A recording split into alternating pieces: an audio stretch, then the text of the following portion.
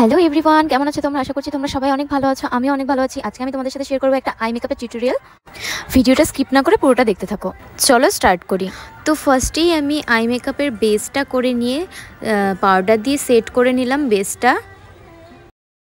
দেন আমি লন্ডন প্রাইমের একটা বাফিং ব্রাশ দিয়ে পুরো ক্রিজটাকে একটা ট্রানজিশন কালার দিয়ে পুরো ব্লেন্ড করে নিলাম। একটা কথা সবসময় মাথায় রাখবে, ব্লেন্ড যত ভালো হবে আই মেকআপ তত ভালো হবে। এখানে আমি 3টে আইশ্যাডো প্যালেট ইউজ করছি, ডিল্যান্সি, মরফি অ্যান্ড বিউটি গ্লেজেড। এখানে আমি লন্ডন প্রাইমের আরেকটা ব্রাশ দিয়ে আই লিডে ডার্ক একটা ব্রাউন শেড নিয়ে খুব ভালো করে ব্লেন্ড করে দিলাম একটা স্মোকি এফেক্ট আনার জন্য। ডিপ ব্রাউনের সাথে ডিপ পিঙ্ক কালার মিশিয়ে খুব ভালো একটা এফেক্ট এসেছে, তোমরা দেখতেই পারছো কতটা সুন্দর লাগছে।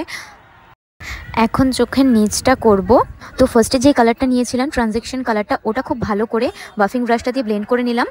তারপর লন্ডন প্রাইমের একটি স্মাজার ব্রাশ দিয়ে deep brown colour and pink কালারটা খুব ভালো করে ব্লেন্ড করে নিলাম।